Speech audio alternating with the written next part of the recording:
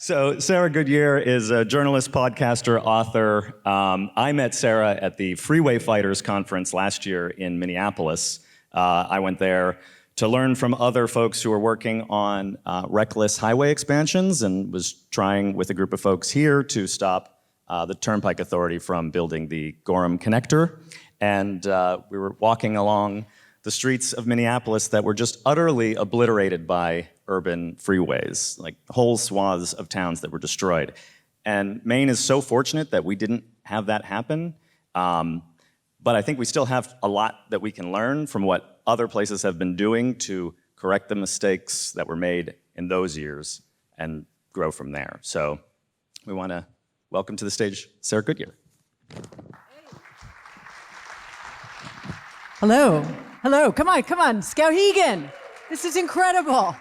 I haven't been to Skowhegan in like 25 years, and it's looking so amazing. And I'm so thankful to Miles and everyone else who brought me here. And I'm excited to tell you about the book, Life After Cars, Freeing Ourselves from the Tyranny of the Automobile. And I really will talk about that title and what we're trying to do with the book in a bit, and I'm just so impressed by this crowd, by this incredible room. I talked to Liz from the organization that's revitalizing this opera house, and what a great symbol, along with the river, of the potential of Skowhegan. It's really remarkable to see. So, all right.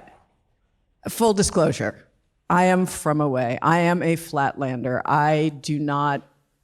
I'm never going to claim to be from Maine, but I do have a lot of Maine ties. When I was a little kid, I went to a weird hippie camp on Little Cranberry Island off of Mount Desert for a couple years. I had family members who lived in Cape Elizabeth. I came up here a lot, and in 1991, I married a guy from Belfast, and I moved up to Montville in Waldo County, and ended up going to Lincolnville. I lived in Thomaston as well. I lived 3 years with wood heat only, so I do have some Maine bona fides. I did end up in Portland, but yeah, I was a journalist that whole time. I've been a journalist for my career. And so I was like, let me go back to the archives and see some things that I did that were related to this. So I was writing about a guy commuting by bike in the Mid-Coast in 1993. And this guy, Art Tracy, was commuting to his job as a nurse at the Penn Bay Medical Center 15 miles each way on his bicycle. And I mean, like, that's kind of incredible to me. It was incredible at the time. It was on the front page of the Camden Herald, where I was the editor at the time. And so, you know, it's like I was just trying to say, like, wow, this has been going on for a while, that people have been working on this stuff. So, and then in 1998, I wrote an article about how Metro in Portland was trying to convince people to ride the bus. And that article was really interesting because it kind of, as I read through it, I was kind of scared to read through it. I was like, did I have any idea what I was doing at the time? Maybe not, but I did, it turned out. But it was really about how planners and public transportation officials in Portland were saying, you know, we need to get more people out of their cars, which was a real heavy lift. At the time, Metro had one of its lowest ridership years ever. There were only like 1.2 million people, a million rides taken that year, down from, there had been a high of 3.7 or so back when Cape Elizabeth and South Portland were part of Metro, and it got split off. You know, but basically, like, our public transportation systems at the time were being starved of dollars, and so service was not as frequent. This was the cartoon that went along with the thing, and it sort of gives an impression of, like, people would have to sometimes, there were 30-minute headways on the buses, and, you know, I think anyone who knows about public transportation knows that if you have anything more than 15-minute headways, really, you just can't expect people to see the bus as a reliable form of transportation. And the bus is obviously, it's the lowest cost, most flexible, and easiest way to get public transportation access to our citizens. And so, it's really, really important. Anyway, I love that illustration. The cigarette, you wouldn't have that today. And actually in this same issue, which is archived by the library down in Portland, so it's like they have the whole paper, and there's like an ad for Winston cigarettes in it. Like, I had forgotten that Winston ever existed. Anyway, so this was the sort of the kicker quote out of that article. The ultimate goal is to reduce the number of single occupancy vehicles, thereby reducing traffic congestion and improving air quality. Kind of lofty. And that was Sarah Dedeaux's. I think that Sarah Dedeaux's might still, she was doing some knitting project, amazingly enough, in her 80s when I looked her up last night.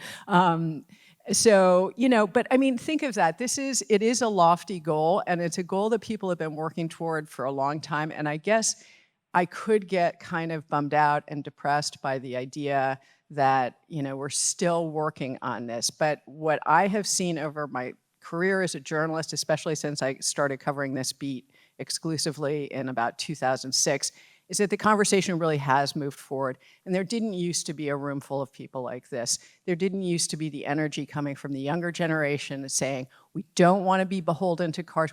We want options. We want choices. And we want the freedom that different transportation choices can give us. So I think Sarah Dedeaux's, who is a career Metro employee, was really prescient there. And almost 28 years later.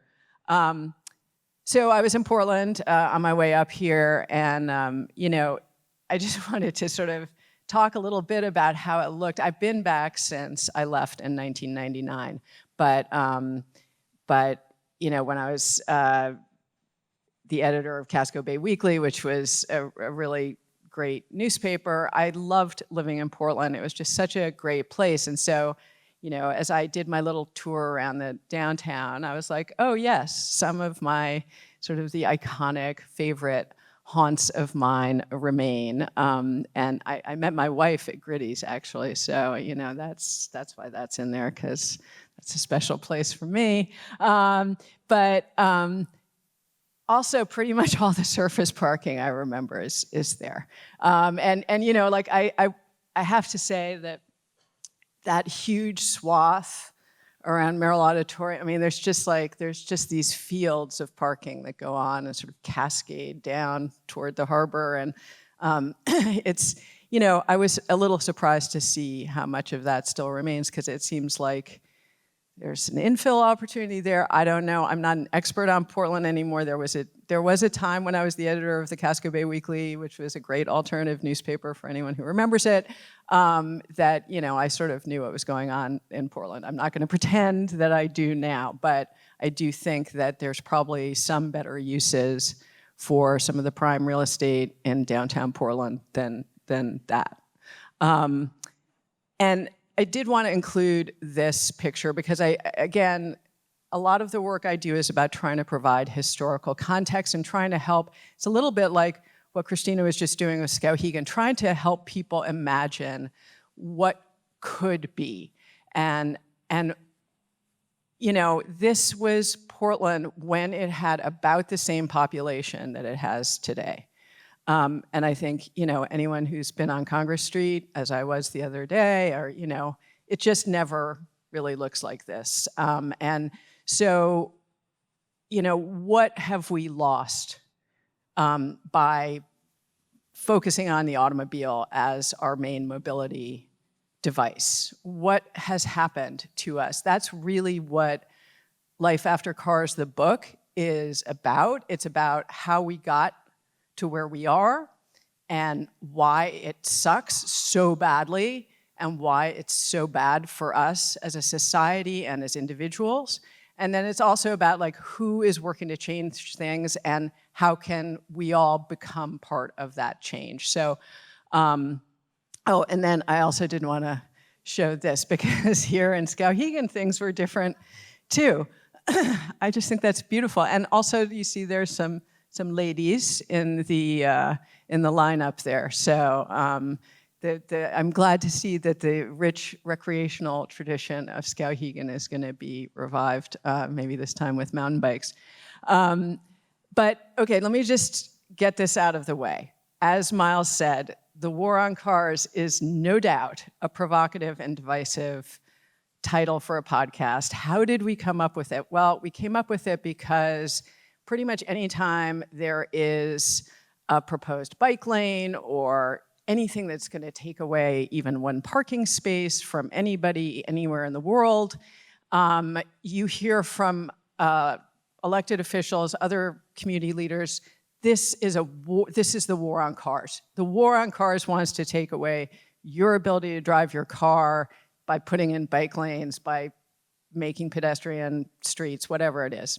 And there was a mayor of the city of Toronto, Rob Ford, who is actually now gone, but when he was elected mayor of Toronto, he was so fixated on this that he said in his inauguration speech, "The war on the car stops today." And so Rob Ford, RIP, he sort of inspired us. So when we were trying to think of what should we call, my colleagues Doug Gordon and Aaron Napperstack and I were thinking, what should we call our podcast? And we came up with all these terrible names like Streets Pod and, just really boring. And we wanted to signal this is not a boring podcast. And so I was like, you know what this really is? This is the podcast of the war on cars. And it was just like, okay, fine. And so is that a provocative title? A lot of people have given me a hard time about it over the years and said, why do you want to be so aggressive? Why do you want to be, this is divisive. And, I get that. The podcast itself is not aggressive or divisive, but we really wanted to break through and say, this is something different. This is not just a bunch of wonks talking to other wonks about wonky things.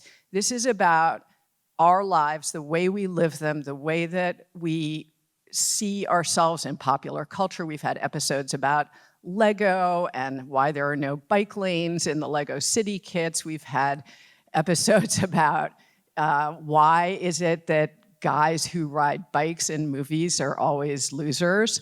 We really try to bring this into the conversation because transportation is the one thing that everybody does, right? Like, even if you are not able to leave your home, other people have to bring things to you. So every single person is affected by transportation every day of their lives, and yet it's invisible. So part of what we're trying to do is to help people see. And so then we got an offer to write a book. Penguin Random House is the publisher. We're just so glad to be able to publish with a major publisher. I think that's another indicator of how this conversation has moved nationally. 10 years ago, a big publisher, Big Five publisher, would not have taken on this book.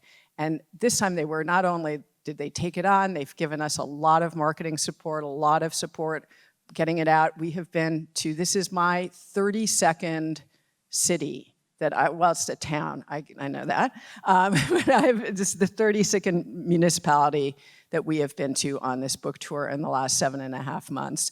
And as for the title of the podcast, so the title of the podcast must have been okay, because I read somewhere that only out of all the podcasts that get made, 93% make 3 or fewer episodes.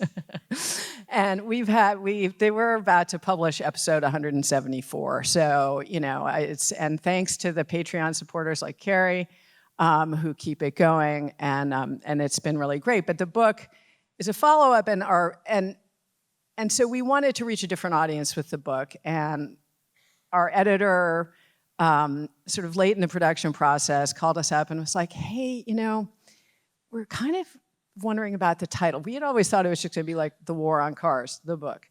And she's like, we're wondering if you would be open to changing the title, and like as if we were going to get really mad about it. And I was like, yeah, sure, let's talk about it. And we had a brainstorming mission, and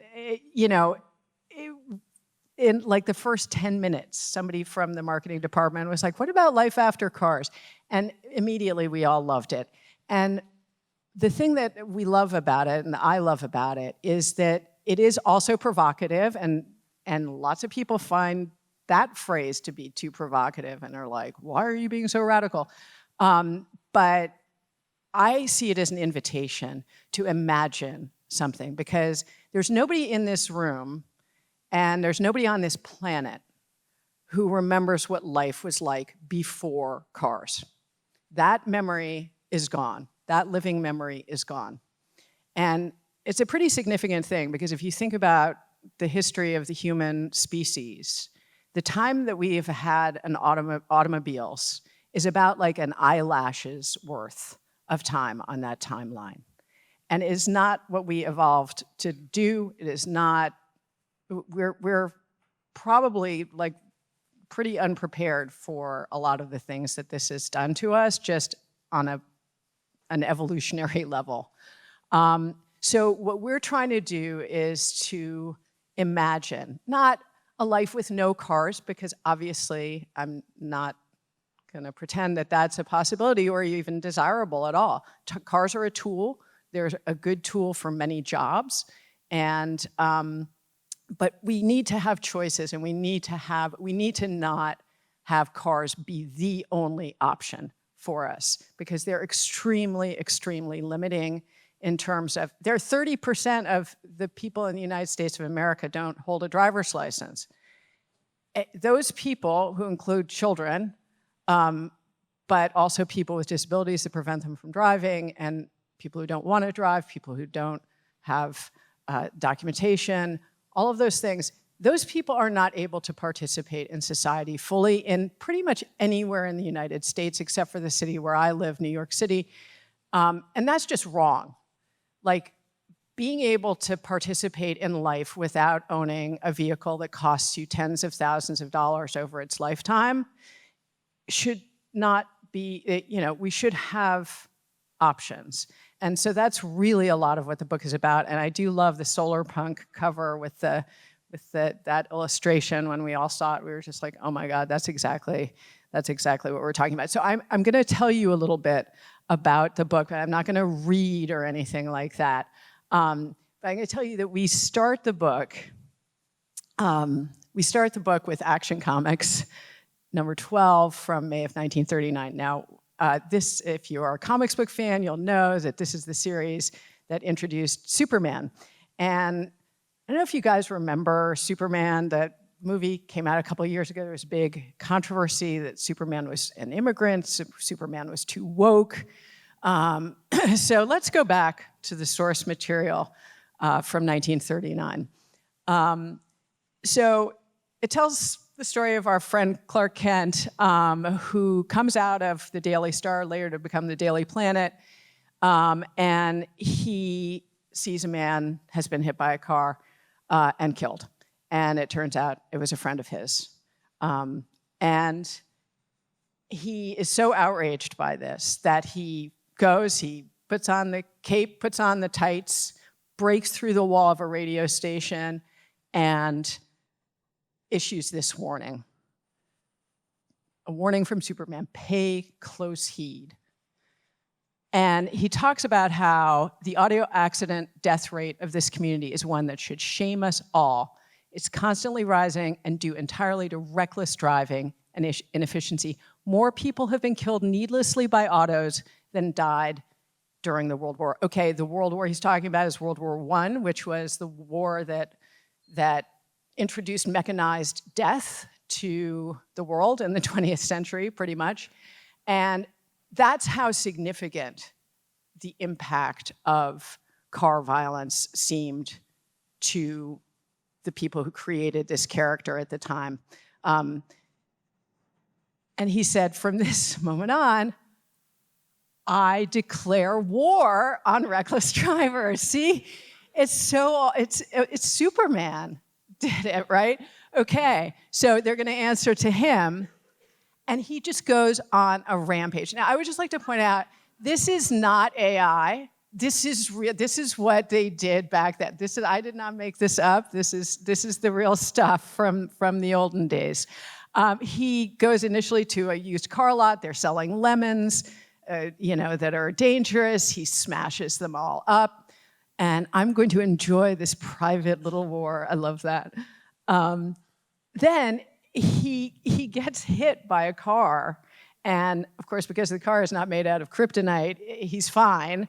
And he jumps into the back seat of the car and pretends that he's a ghost.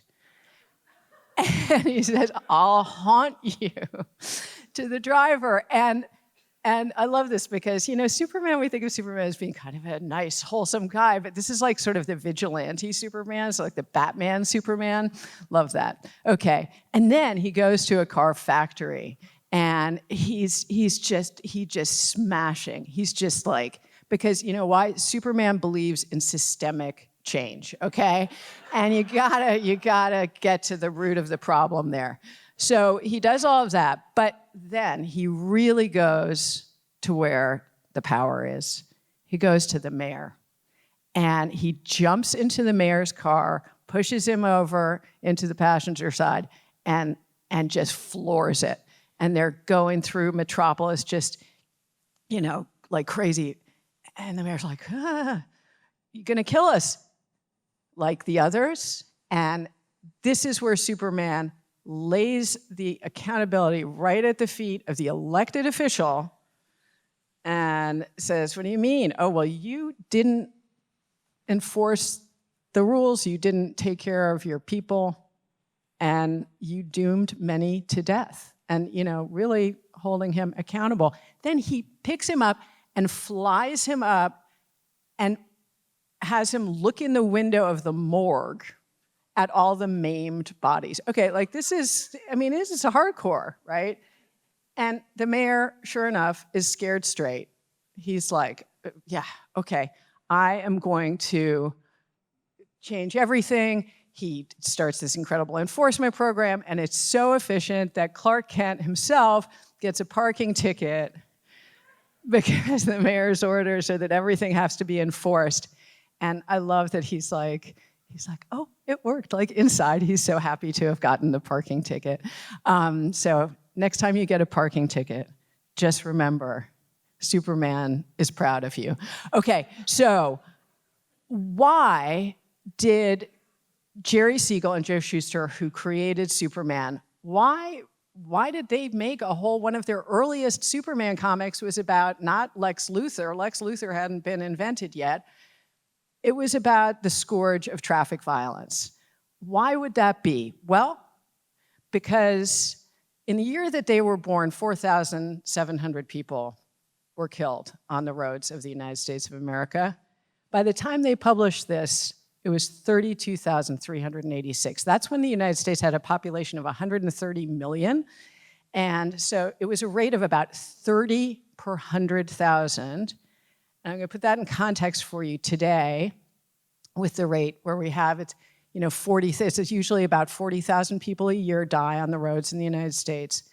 And that is between 12 and 13 per 100,000 at this point. So we've gone from 30 to 13 per 100,000. You might say, "Well, Sarah, isn't that okay? Isn't that fine?" Well, first of all, no, it's not fine. Every one of those 39,345 people was a person, just like every person in this room. They had loved ones, friends, colleagues, and the ripples of that trauma spread out. And I'm sure that everybody in this room has experienced a traffic fatality somewhere in their orbit and knows how devastating it is and how sudden and traumatic it is for a whole community often. But just to put it in context, so we're at like 13 per 100,000 here in the United States. Every other wealthy, developed nation in this world has half of that rate or less. Canada, which is right up there and is very similar to us culturally and geographically, it's 5.7 per 100,000. not 13. So why do we accept this culture of violence in the United States of America? That's a lot of what this book tries to talk about, and it tries to talk about all of the other ways that cars are harming us. And I do want to get into another part of what we talk about in the book, and that's the social effects that cars have. Because yes, cars are killing us, they're smashing into us, they're creating air pollution that causes asthma and cognitive decline and cognitive delay and heart disease and all that. But this picture of Haight Street in the summer of love, 1967, San Francisco, right around this time, decided to do a new comprehensive plan. And they hired a guy named Donald Appleyard, who is a professor at UC Berkeley, my alma mater, and he ended up writing a book from his research called Livable Streets, that if you have not read Livable Streets, if you don't know of Livable Streets, it can be a little bit hard to get a copy, but it was published in 1981. I highly recommend it as one of the sort of foundational texts of this movement that is saying that streets should be for human beings and not for cars, and that we need to focus on that. And here's why.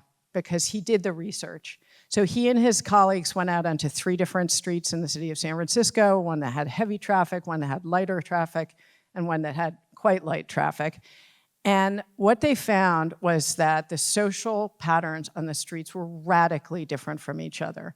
And that people who lived on heavy traffic streets, people who lived on light traffic streets, had 3 times as many local friends and acquaintances as the people who lived on heavy traffic streets. And so, like, I was just walking down Route 201 here and thinking about this. And okay, Route 201 is a state road, but it's also a street in Skowhegan. It used to be just a street. And it's so hard to cross. And the other side of it seems so far away when you're on one side. And just the idea that, like, you would know the people who were over there, that you'd be like running across the street to hang out with them or whatever. Obviously, that's not going to happen. I think that these ideas, while they were developed in urban places, they also have real resonance in rural spaces. And so I think that's something to think about. But you know, the other thing that they found was that a lot of people felt really isolated by the traffic on their street. A lot of the people who lived on the heavy traffic streets were older people who had aged in place and hadn't been able to leave as the street got busier and busier. And they were just basically said, I don't want to go out onto my street. I'm just going to stay inside all the time. And so that's just really tragic. And, in the rural context, which I know that a lot of you work in the rural context, and I don't want to ignore the vast differences. But to me, one of the things in the rural context is once you lose the ability to drive, which so many people do, it becomes a real torment for the families, obviously, if anyone's had to take the keys away from their parents, grandparents, you know how terrible that is, because you don't want to condemn your loved one to a life of isolation. But that's what vehicle dependence, personal motor vehicle dependence, really puts us in this position where if you can't drive your own personal motor vehicle, well, you just really don't count. You're just, well, sorry, that's over for you. And I really think that in a rural context, I know there's people here who do great work with rural public transportation, innovative work about how to make that happen for people. I think that is vital. I think it's also vital that people should be able to afford to live in walkable places. Right now in the United States of America, and it's happening in Portland, because Portland, obviously the affordability crisis is off the charts. You have to be rich to live in a walkable neighborhood in this country. And that is shameful. And being able to walk in your own community is a human right. And I will stand on that forever. And, you should be able to walk around your community. You should not have to be a rich person to be able to walk around your community. That's ridiculous, and we should have more options. Thank you. So this was Donald Appleyard, amazing thing that he says in there, the social relations that take place on the street its potential for neighborliness and street life, are values of urban life to be treasured, and they're values of small town life to be treasured. They're values in like places like Thomaston, where I used to live, which is a beautiful walkable village that has so much vitality because of the fabric of its streets. And the same thing here in Skowhegan. It's amazing to see it growing. Maine, as Miles mentioned, Maine didn't mess everything up. And yes, one of the things we love about Maine is that it's kind of lost in time, and that's great. But we need to modernize. We need economic development. We need jobs for people, right? But we don't want to do that at the expense of, building roads through communities, destroying communities, isolating people from each other, right? It's really, really important to do this in a way. And Maine has a wonderful opportunity because there are so many communities like this one that have the beautiful bones of places that were built before the automobile dominated everything. And we can really get back human scale life and quality of life for people in this state. So I thank you so much. I don't think I have time for questions because we're running late. So I am so sorry. The book, if you're interested in buying a copy of the book, it's available in the tent. Kelly's Books to Go. Shout out to Kelly, amazing. And I would be happy to sign a copy for you if you buy one. And I'm also happy to talk to anybody. I'll be around all day. So thank you so much for having me here. It was a real honor. Thank you.